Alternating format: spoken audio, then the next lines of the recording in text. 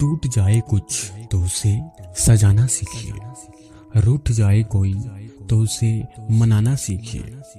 रिश्ते तो मिलते हैं मुकद्दर से जनाब, रिश्ते अगर हैं तो खूबसूरती से निभाना सीखिए।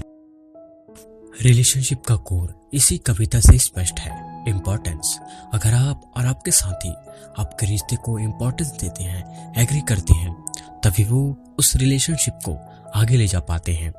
जैसे डेबिट कार्ड की एक लिमिट होती है पैसा विड्रॉ करने के लिए, ठीक वैसे ही रिलेशनशिप की भी कुछ लिमिट्स होते हैं रिलेशनशिप में बने रहने के लिए। उनमें से पहला लिमिट ये है कि आप अपने पार्टनर से बिना कुछ कहे, बिना कुछ सजेशन लिए उस रिलेशनशिप के लिए कोई डिसीजन ना लें। रिलेशनशिप को हम एक प्रकार का नीड भी मान सकते हैं, जैसे कि घर के मालिक और नौकर के बीच रिलेशनशिप। नौकर को पैसा चाहिए जबकि मालिक को घर की साफ सफाई। हालांकि काम अलग अलग है लेकिन नीड दोनों का ही है। दूसरा एग्जाम्पल ये भी हो सकता है प्रेमी प्रेमिका का रिलेशनशिप। लड़की को समय व्यतीत करने के लिए, उसके नखरे उठाने के लिए एक पार्टनर की नीड होती है जिसे वो बेफ या प्रेमी का नाम दे देती है। ठीक वैसे ही एक लड़के को दूसरों को दिखाने के लिए, अपनी कुछ भौतिक जरूरतों को पूरा करने के लिए एक पार्टनर की नीड होती है जिसे वो जीएफ या प्रेमिका का नाम दे देता है। जब तक ये नीड रहेगी तब तक उनका रिलेशनशिप रहेगा, और एक दिन जैसे उनका नीड पूरा हो जाएगा उनके बीच रिलेशनशिप भी खत्म हो जाएगी। रिलेशनशिप में एक कड़ी होती है जो दोनों को बांध कर रखती है। फॉर एग्जाम्पल, कंपनी और एम्प्लॉय के बीच की कड़ी सैलरी, पति और पत्नी के बीच की कड़ी उनका समाज, और हमारे राष्ट्र के बीच हमारा संविधान ही कड़ी है। अगर हम बात करें आजकल की रिलेशनशिप की, तो आजकल की रिलेशनशिप में ego, materialistic mind, anger, selfishness, dependency, ये सब आपको हर एक रिलेशनशिप में देखने को मिल जाएगी। अगर किसी से कुछ गलती हो जाए तो सामने वाला बिना कुछ कारण जाने सीधा उस पर गुस्सा करना चालू कर देता है।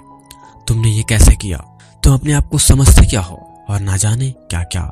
मगर जो एक्चुअल में एक प्रॉपर रिलेशनशिप में होना चाहिए, जैसे कि trust, love, respect, patience, understanding, forgiveness, ये सब आजकल बस नाम मात्र के ही रह गए हैं। रिलेशनशिप फीलिंग्स, इमोशंस और नीड का ही तो खेल है। आजकल के रिलेशनशिप में एक बड़ा हिस्सा होता है ईगो का। ईगो मतलब मैं यानी मैं ये हूँ, तू वो है, यही ईगो है। ऐसे ईगो बेस्ड रिलेशनशिप में कुछ समय के लिए तो अटैचमेंट्स हो सकती हैं, और जैसे ही दोनों के बीच जो नीड होती है वो पूरी होती है, जो वो चाहते रहते हैं, जब उनको मिल जाता है उसी समय उनका रिलेशनशिप भी खत्म हो जाता है। रिलेशनशिप को हम दो प्रकार से देख सकते हैं। पहला खुद का खुद से, और दूसरा खुद का दूसरों के साथ। जो दूसरा वाला रिलेशनशिप होता है खुद का दूसरों के साथ, ये दुनिया के 98% लोग इसी रिलेशनशिप में रहते हैं, और बाकी के 2% लोग पहले वाले यानी कि खुद का खुद से रिलेशनशिप वाले में आते हैं। खुद का खुद के साथ रिलेशनशिप का मतलब है खुद को जानना।